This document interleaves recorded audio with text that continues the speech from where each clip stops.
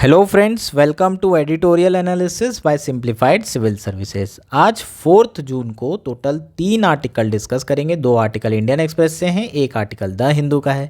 First article जो discuss किया जाएगा वो है next steps in agriculture.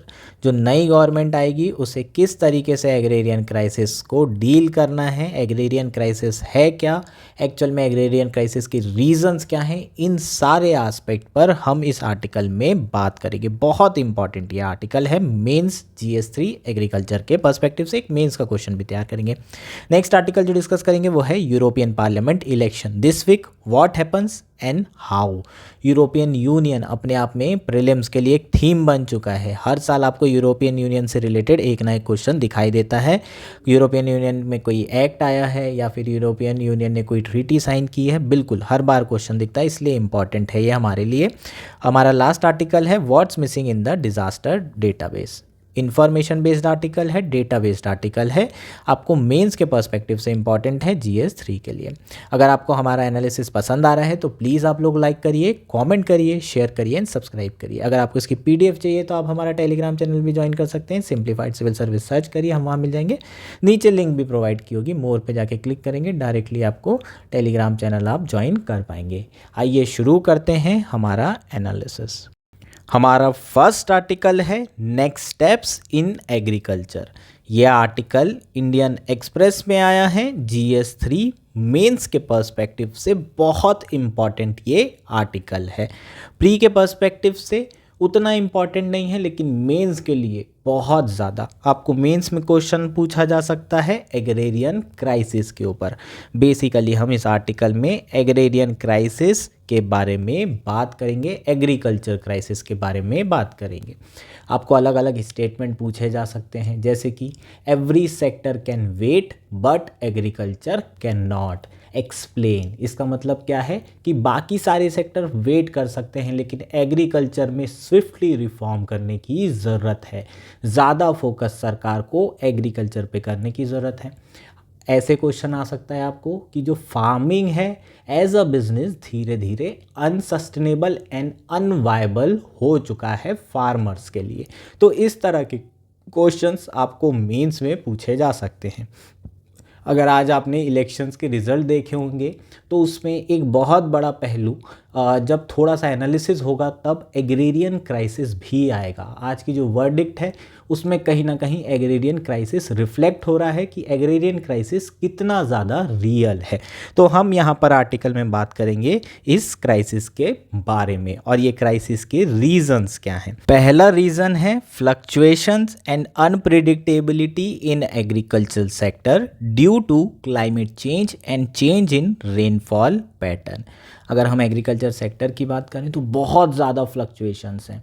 Production किसी साल बहुत हाई होता है, किसी साल बहुत ज़्यादा क्रॉप लॉसेस हो जाती है। इसका सबसे बड़ा रीज़न क्या है? क्लाइमेट चेंज, जिसके कारण एक्सट्रीम इवेंट की फ्रीक्वेंसी बहुत ज़्यादा बढ़ गई है।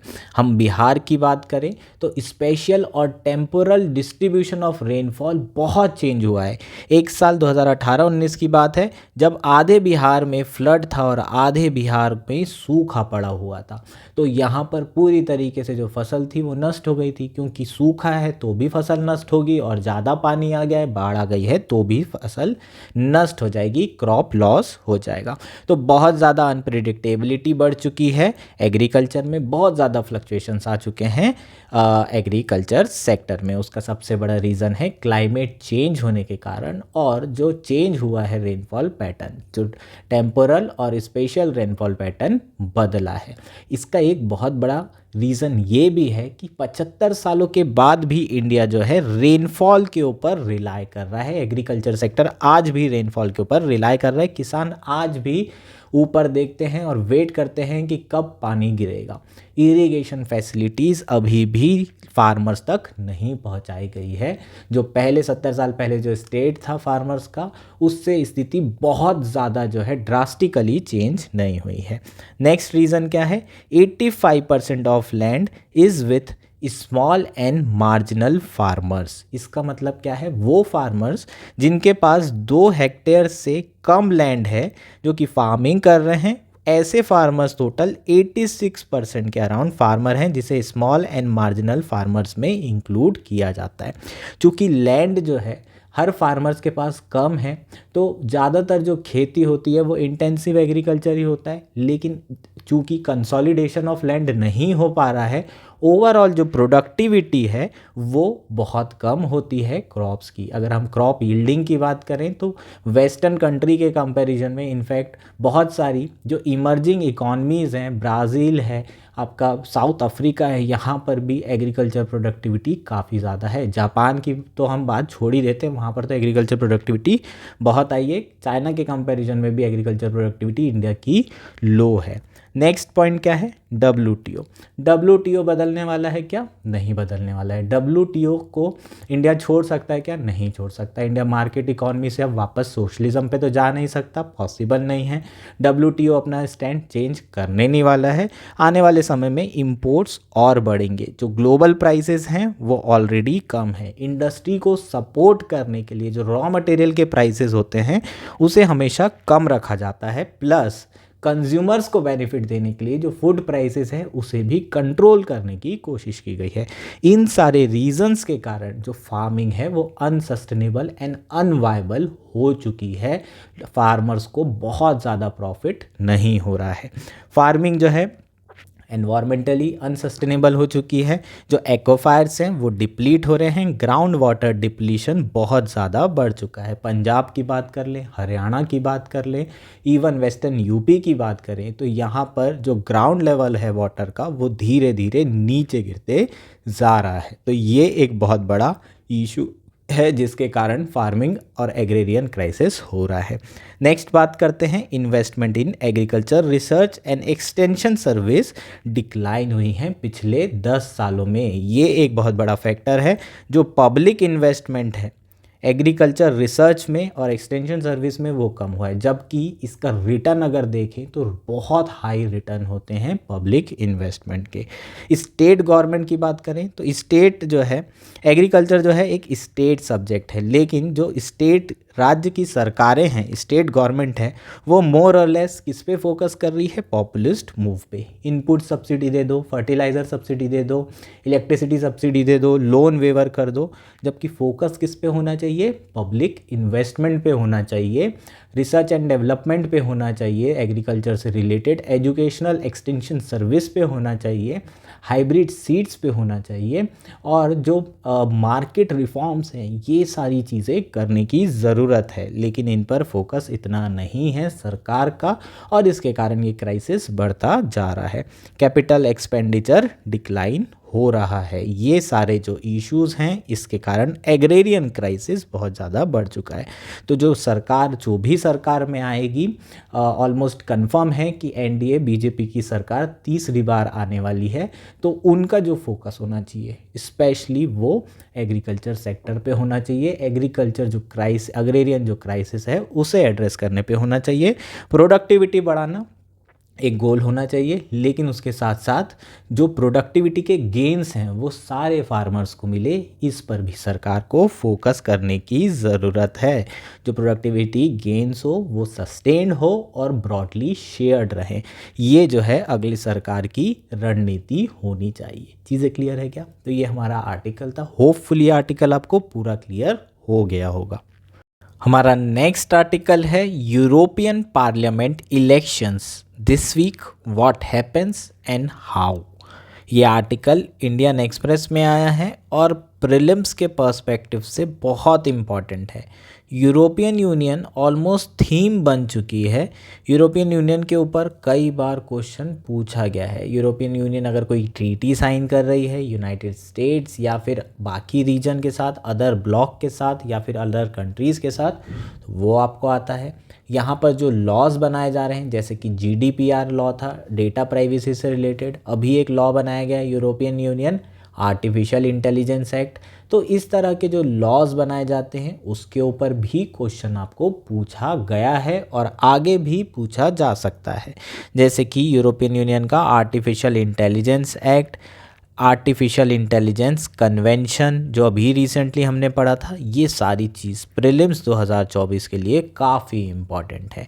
फ़िलहाल हम इस आर्टिकल में यूरोपियन यूनियन में जो इलेक्शन होने वाले हैं उसके बारे में बात करेंगे। टोटल 27 मेंबर स्टेट्स के जो सिटीजन्स हैं वो यूरोपियन यूनियन के इलेक्शन में वोट डालने जा रहे हैं 6 से 9 जून के बीच में, और इसके थ्रू यूरोपियन जो पार्लियामेंट है वो कॉन्स्टिट्यूट होगी, जो कि डायरेक्टली इलेक्टेड बॉडी है, एकमात्र डायरेक्टली इलेक्टेड बॉडी है यूरोपियन यूनियन की। बात करते हैं सबसे पहले यूरोपियन पार्लियामेंट की। यूरोपियन यूनियन के जो इलेक्शन हो रहे हैं उससे क्या बनेगी? European parliament. ये किसको रिप्रेजेंट करती है? Citizen of its member state. इसका मतलब यहाँ पर डायरेक्टली जो सिटीजन्स हैं वो वोट डालेंगे। डायरेक्ट इलेक्शन है ये आपको ध्यान रखना है। जो इलेक्शन हो रहा है वो क्या है? Direct election. क्लियर है? नेक्स्ट क्या है? जो यूरोपियन पार्लियामेंट है उसका मेन फंक्शन क्या होता है? Its primary function include negotiating European union law with member state governments which are represented by European council. European council में जो गवर्नमेंट के रिप्रेजेंटेटिव हैं वो होते हैं, और यूरोपियन यूनियन पार्लियामेंट में जो चुन के आते हैं लोग वो होते हैं। यूरोपियन यूनियन पार्लियामेंट बहुत सारे लॉज बनाती है, जैसे कि जीडीपीआर था, जैसे कि आर्टिफिशियल इंटेलिजेंस एक्ट है। ये लॉज को फिर नेगोशिएट किया जाता है मेंबर स्टेट से। कहा जाता है कि ये लॉ आप लोग अपने आप ही क्या करें, इसको बनाएं और इसे इम्प्लीमेंट करें। बिल्कुल कैसा रिलेशन है? जैसे कि केंद्र सरकार और राज्य सरकार में, स्टेट के सब्जेक्ट में केंद्र सरकार कुछ मॉडल एक्ट बना देती है और फिर बोलती है कि इस मॉडल एक्ट को आप क्या करें, इम्प्लीमेंट करें। सिमिलर काइंड ऑफ रिलेशन यहाँ पर है, जहाँ पर यूरोपियन पार्लियामेंट बहुत इंपॉर्टेंट सब्जेक्ट्स में लॉ बनाएगी, फिर नेगोशिएट करेगी, कहेगी कि आप लोग भी क्या करें, इसे इम्प्लीमेंट करें। नेक्स्ट क्या है? जो यूरोपियन पार्लियामेंट है वो यूरोपियन यूनियन का जो बजट होता है उसे अप्रूव करती है। इसके साथ साथ जो इंटरनेशनल एग्रीमेंट्स होते हैं उसमें वोटिंग कौन निर्धारित करता है, कौन अप्रूव करता है? यूरोपियन पार्लियामेंट ही अप्रूव करती है। अलग अलग ब्लॉक से एंगेजमेंट कैसे करनी है उसमें भी यूरोपियन पार्लियामेंट ही सारी चीज़ें डिसाइड करती है। It also has the power to approve और reject the appointment of European commission president. जो यूरोपियन कमीशन का प्रेसिडेंट होता है उसको अप्रूव करने की और रिजेक्ट करने की जो पावर है वो किसके पास होती है? यूरोपियन पार्लियामेंट की। तो थोड़ा सा यहाँ स्ट्रक्चर को समझना पड़ेगा, इंडिया से कंपेयर भी कर लेंगे। ठीक, तो यहाँ पर जो लेजिस्लेचर है यूरोपियन यूनियन का उसका नाम है यूरोपियन पार्लियामेंट, जिसके इलेक्शन हो रहे हैं। यहाँ पर जो एग्जीक्यूटिव बॉडी है, जो सरकार है, या फिर ये बोल सकते हो आप सुपर नेशनल गवर्नमेंट है, उसका नाम क्या है? European commission. यूरोपियन कमीशन में लोग यूरोपियन पार्लियामेंट से नहीं आते हैं, लेकिन इंडिया में क्या होता है? इंडिया की पार्लियामेंट से ही गवर्नमेंट बनती है। यूरोपियन कमीशन में जो लोग हैं वो मेंबर स्टेट खुद भेजते हैं। यहाँ पर यूरोपियन पार्लियामेंट में इलेक्शन होकर मेंबर्स आते हैं। चीज़ें क्लियर है क्या? और यूरोपियन पार्लियामेंट ही डिसाइड करती है कि यूरोपियन कमीशन का प्रेसिडेंट कौन होगा। एक और चीज़ जानने की ज़रूरत है, जो यूरोपियन पार्लियामेंट लॉज नेगोशिएट करती है वो कौन प्रपोज करता है? यूरोपियन कमीशन, एग्जीक्यूटिव ही वो लॉ प्रपोज करता है। उसके बाद फिर ये सारी चीज़ें यूरोपियन पार्लियामेंट जो है डिस्कस करती है और उसके बाद बाकी स्टेट से नेगोशिएट करती है। चीज़ें क्लियर है क्या? Unlike the national parliament, the European Parliament does not have the right to propose law but can only negotiate those proposed by the executive European Commission, जो अभी हमने डिस्कस किया।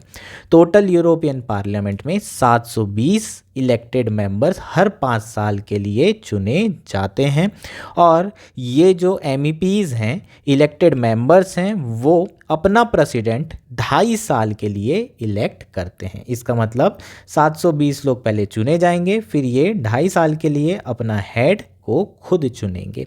अब कौन कौन इस इलेक्शन में वोट डाल सकता है। तो ये बहुत इम्पॉर्टेंट चीज़ है, क्योंकि इस इलेक्शन में जो वोटिंग है, जो वोटिंग एज है, हर स्टेट के हिसाब से अलग अलग है।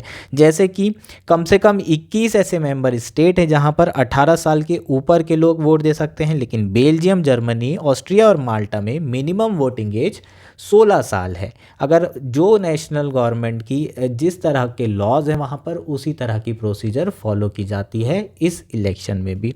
ग्रीस में जैसे ही बच्चे 17 साल के हो जाते हैं वो वहाँ पर वोट दे सकते हैं। इसलिए यूरोपियन पार्लियामेंट के इलेक्शन में भी जैसे ही जो भी युवा 17 के होंगे वो वोट दे पाएंगे। तो अलग अलग स्टेट में जैसे लॉ हैं उस हिसाब से यहाँ पर जो लोग हैं वो वोट अलग अलग एज में दे पाएंगे। चीज़ें क्लियर है क्या? नेक्स्ट है हाउ इज़ वोटिंग डन। अच्छा, एक इंटरेस्टिंग पॉइंट छूट गया, उसे देख लेते हैं। हंगरी में जो भी मैरिड इंडिविजुअल है regardless of their age they can vote. उनकी एज कुछ भी हो लेकिन अगर वो मैरिड हैं तो वो वोट डाल सकते हैं। अब बात करते हैं कि वोटिंग कैसे होती है। इंडिया में कैसे वोटिंग होती है? First pass the post system है। कैसे चुने जाते हैं? अगर बाकी कैंडिडेट से एक वोट भी अधिक है तो ये जिसको एक वोट अधिक है वो कैंडिडेट जीत जाएगा। First pass the post system. तो कुछ स्टेट ऐसे हैं जहां पर इसी तरीके से चुनाव होते हैं। कुछ ऐसे स्टेट्स हैं जहां पर सिर्फ 2 ही इंडिविजुअल खड़े होते हैं और मेजॉरिटी से जिसको वोट मिलता है वो जीतता है। तीसरा आपका लिस्ट सिस्टम से वोटिंग होती है। लिस्ट सिस्टम के हिसाब से जैसे इसे समझते हैं, मान लीजिए 10 सीट है और बीजेपी कांग्रेस दोनों फाइट कर रही, तो वो अपने 10 कैंडिडेट लिस्ट करेगी और बोलेगी कि ये हमारे 10 कैंडिडेट है। अब जो वोट पड़ेंगे वो किसको पड़ेंगे? बीजेपी और कांग्रेस को पड़ेंगे। ये सिर्फ एग्जाम्पल है। यूरोपियन यूनियन में बीजेपी लड़ने नहीं जाएगी, हालांकि जाएगी तो जीत जाएगी, पर फिर भी, है ना। तो बीजेपी और कांग्रेस की अगर हम बात करें तो उन्होंने 10 सीट के लिए अपनी लिस्ट बना दी और मान लीजिए कि दोनों 50-50% वोट जीत जाते हैं। इसका मतलब 10 सीट में से 5 सीट कांग्रेस जीत गई और 5 बीजेपी। तो जो 5 टॉप के जो कैंडिडेट्स होंगे इनकी लिस्ट में वो जो है अपनी सीट्स लेंगे। तो बीजेपी के जो टॉप 5 होंगे वो जो है सीट लेंगे और जो कांग्रेस के टॉप 5 होंगे वो सीट लेंगे। तो इसे हम लिस्ट सिस्टम बोलते हैं। बहुत जगह, बहुत सारे यूरोपियन कंट्रीज़ में इस तरीके से इलेक्शन होता है। इनफैक्ट इजराइल में भी इस तरीके से इलेक्शंस होते हैं। तो यहाँ पर कुछ स्टेट में first pass the post system है, कुछ में इस लिस्ट सिस्टम है जहां पार्टीज़ को वोट पड़ते हैं। ठीक है, तो ये सारी चीज़ें किसके ऊपर डिपेंड करती है? नेशनल लॉज के ऊपर डिपेंड करती है। नेक्स्ट है हु कैन रन। कौन कैंडिडेट्स जो है चुनाव लड़ सकते हैं यूरोपियन यूनियन के? ये जो है कैंडिडेट्स, जितने भी कैंडिडेट्स होंगे यूरोपियन यूनियन के, सबसे पहले तो सिटीज़न होने चाहिए। अगर सिटीज़न नहीं हैं तो वो चुनाव नहीं लड़ सकते। जो वोटर्स हैं वो या तो वो इंडिविजुअल को चूज़ करेंगे जैसे मैंने अभी बताया, या फिर वो पॉलिटिकल पार्टीज़ को चूज़ करेंगे। It depends on the national laws. ठीक है, जो मेंबर स्टेट में इलेक्शन हो रहे हैं उसके नेशनल लॉज क्या हैं उसके हिसाब से ये चीज़ें डिसाइड होती है। जो इलेक्टेड इंडिविजुअल्स हैं, जो भी चुने हुए होंगे, वो नेशनल गवर्नमेंट में किसी भी तरह की पावर में नहीं होना चाहिए, किसी भी तरह के फंक्शंस में नहीं होना चाहिए। अगर हैं तो उन्हें रिज़ाइन करना पड़ेगा और उसके बाद वो जो है यूरोपियन पार्लियामेंट के मेंबर बन पाएंगे। तो ये बेसिकली हमारा पूरा का पूरा आर्टिकल था, यूरोपियन पार्लियामेंट का इलेक्शन था। तो इसमें बहुत सारी विविधता हैं, बहुत ज़्यादा जो है इसमें क्या है डाइवर्सिटी है। किसके ऊपर डिपेंड करती हैं चीज़ें? जो नेशनल लॉज हैं उनके ऊपर। होपफुली ये सारी चीज़ें क्लियर है। यूरोपियन यूनियन का इलेक्शन आपको पूरा समझ में आ गया होगा। हमारा नेक्स्ट और आज का लास्ट आर्टिकल है what's missing in the disaster database. यह आर्टिकल द हिंदू में आया है और GS3 मेंस के पर्सपेक्टिव से काफ़ी ज़्यादा इम्पॉर्टेंट है, डिज़ास्टर मैनेजमेंट के पर्सपेक्टिव से काफ़ी ज़्यादा इम्पॉर्टेंट है। बेसिकली हम डिज़ास्टर डेटाबेस के बारे में बात करेंगे। इंफॉर्मेशन और डेटा बेस्ड ये आर्टिकल है। फूड एंड एग्रीकल्चर ऑर्गेनाइजेशन, जो कि यूनाइटेड नेशन का ऑर्गेनाइजेशन है, उन्होंने रिसेंटली नोट किया है कि जो डिज़ास्टर इवेंट्स हैं वर्ल्ड वाइड वो इंक्रीज़ हुए हैं। 1970s में 100 इवेंट्स पर ईयर हुआ करते थे और अभी ये 400 इवेंट्स पर ईयर हो चुके हैं पिछले 20 सालों में। हालांकि अगर थोड़ा सा डेटा को डिटेल में एनालाइज किया जाए तो ये जो नंबर इंक्रीज़ हो रहा है उसका एक बहुत बड़ा रीज़न है कि अब जो इवेंट्स हैं, जो स्मॉल डिज़ास्टर इवेंट्स हैं, वो भी रिपोर्ट हो रहे हैं। तो ये जो नंबर बड़ा है इसका एक बड़ा कारण जो है हायर रिपोर्टिंग बायस है। ये चीज़ इस आर्टिकल में चर्चा की गई है। इसके अलावा जो डेटा कलेक्ट किया गया है उसके हिसाब से डिज़ास्टर पैटर्न के बारे में भी बात की गई है और कौन कौन सा डेटा है जो कि मिसिंग है, स्पेशली अफ्रीकन और साउथ एशियन कंट्रीज़ में। जो पुअर कंट्रीज़ हैं वहाँ पर डेटा मैनेजमेंट प्रॉपर ना होने के कारण बहुत ज़्यादा डेटा मिसिंग है। तो यहाँ हम देखते हैं पहला जो चार्ट है वो यही बता रहा है कि जो इनिशियली आपके जो डिज़ास्टर हुआ करते थे वो बहुत कम थे। उसके बाद ये डिज़ास्टर जो है 2000 से 2020 के बीच में देखिए बहुत ज़्यादा राइज हुआ है। क्लियर है क्या चीज़ें? 1970s के बाद से लगातार जो है डिज़ास्टर्स के नंबर बढ़ रहे हैं। लेकिन जो दूसरा चार्ट है वो क्या बता रहा है, जो अननोन आपके डिज़ास्टर हैं, है ना, जो स्मॉल और अननोन डिज़ास्टर्स हैं उनकी रिपोर्टिंग अगर आप देखेंगे तो वो बड़ी है और ये अननोन डिज़ास्टर्स कम हुए हैं। इसके कारण जो टोटल नंबर ऑफ डिज़ास्टर्स हैं वो बड़े हैं, पहली चीज़। दूसरा पॉइंट ये कि जो पहले लार्ज डिज़ास्टर्स हुआ करते थे, चूँकि अब नेशनल गवर्नमेंट बहुत ज़्यादा प्रिपेयर्ड है इसलिए जो आपके लार्ज डिज़ास्टर्स हैं वो कम हुए हैं और मीडियम डिज़ास्टर में वो कन्वर्ट हुए हैं। अगर प्रिपेयर नहीं होती सरकार तो ये लार्ज डिज़ास्टर्स होते। तो मीडियम डिज़ास्टर्स बड़े हैं, लार्ज डिज़ास्टर कम हुए हैं, रिपोर्टिंग ज़्यादा बड़ी है। ये हमारा नेक्स्ट चार्ट बता रहा है। अब जो थर्ड चीज़ जो मिसिंग है उसके बारे में बात करते हैं, वो है मॉनिटरी एस्टिमेट्स। लगभग 40% डिज़ास्टर ऐसे हैं 1990 से 2000 के बीच में जहां पर मॉनिटरी डैमेजेस को एस्टिमेट नहीं किया गया है। रिकंस्ट्रक्शन कॉस्ट के कोई भी रिकॉर्ड्स नहीं है। स्पेशली आपको ये सारी चीज़ें कहाँ देखने को मिलेगी? लो इनकम कंट्रीज़ में। जैसे कि 2000 से 2019 के बीच में केवल 13% disaster in Africa and 23% in south Asia में इकोनॉमिक लॉसेस को रिपोर्ट किया गया है। कुछ रीज़न ऐसे हैं सब सहारन अफ्रीका में जहाँ पर डेटा कवरेज बहुत ज़्यादा पुअर है। बहुत सारे ऐसे डिज़ास्टर हैं जो कि अभी भी रिपोर्ट नहीं हो रहे हैं। इसके अलावा अगर हम अभी बात करें जो हीटिंग इवेंट्स हैं, वो मैक्सिमम हीटिंग इवेंट्स कहाँ से आ रहे हैं, जो हीट वेव के केसेस है वो कहाँ से आ रहे हैं? Japan, Pakistan, India, US, France, Belgium, UK, Spain and Germany. लगभग half of the heat events यहीं पर रिपोर्ट हो रहे हैं। इसका मतलब ये तो है ही नहीं कि अफ्रीका में हीट इवेंट्स हो नहीं रहे होंगे, लेकिन वहाँ रिपोर्टिंग नहीं हो रही है। ये एक बहुत चिंता की बात है। यहाँ पर डिज़ास्टर डेटा मिसिंग है। नेक्स्ट जो डेटा मिसिंग है वो किससे रिलेटेड है? Proper quantification of health effect of extreme temperature is difficult. क्या होता है, कुछ तो ऐसे डिज़ास्टर हैं जिसमें हमको डायरेक्टली पता चलता है कि इसके क्या इम्पैक्ट हैं हेल्थ इफ़ेक्ट्स के ऊपर, ह्यूमंस के ऊपर। ह्यूमन का जो जान का नुकसान हो रहा है वो डायरेक्टली पता चल जाएगा। जैसे अर्थक्वेक है ना, जो भी मलबे के नीचे आया वो पता चल जाएगा कि ये इंसान इंजर्ड हुआ है, इसको इतनी चोट आई है। लेकिन जो हीट इफ़ेक्ट है या फिर जो हीट वेव है या हीट स्ट्रोक के कारण लोगों की जान जा रही है, इसको क्वांटिफाई करना आसान नहीं है। क्योंकि कई बार ऐसा होता है कि बहुत सारी अंडरलाइंग कंडीशंस होती हैं कुछ लोगों को, उसके बाद उन्हें लू लग जाती है, उनकी इम्यूनिटी कम हो जाती है, उसके कारण भी उनकी जान चली जाती है। लेकिन उनकी जान जो जाती है वो अंडरलाइंग कंडीशंस के कारण जाती है। जैसे कि अगर आप कार्डियोवास्कुलर कंडीशन की बात करें तो अगर हीट बहुत ज़्यादा है तो कई बार जो पर्सन होता है बहुत ज़्यादा एक्सपोज हो जाता है, कार्डियोवास्कुलर सिचुएशन जो है और वर्सन हो जाती है। तो हम डायरेक्टली यहाँ पर किसको जिम्मेदार ठहराएं, हीट वेव को या फिर इंसान को जो कार्डियोवास्कुलर सिचुएशन थी जिसके कारण उसकी डेथ हुई है उसको? तो क्वांटिफाई करना मुश्किल हो जाता है बहुत सारे ऐसे डिज़ास्टर्स में, चाहे वो ज़्यादा टेम्परेचर हो, हॉट टेम्परेचर हो या फिर कोल्ड टेम्परेचर हो। इन सारे डिज़ास्टर्स में क्वांटिफाई करना जो ह्यूमन हेल्थ पे इम्पैक्ट पड़ रहे हैं ये आसान नहीं होता और ये डेटा भी आपको मिसिंग देखने को मिलेगा। इसके अलावा कुछ ऐसे डिज़ास्टर होते हैं जिसके लॉन्ग टर्म इम्पैक्ट होते हैं। फॉर एग्जांपल ड्रॉट की बात करते हैं, इसके कुछ तो डायरेक्ट इम्प्लीकेशन होंगे लेकिन medium to long term impacts होते हैं, जैसे कि मेल न्यूट्रिशन और फूड सिक्योरिटी, जो कि क्वांटिफाई करना ईजी नहीं होता। तो ये बेसिकली इस तरह का डेटा भी हमें डिज़ास्टर में मिसिंग मिलता है। ये पूरा हमारा आर्टिकल था। होपफुली आर्टिकल आपको क्लियर हो गया होगा। That's it for today. Thank you and enjoy your day.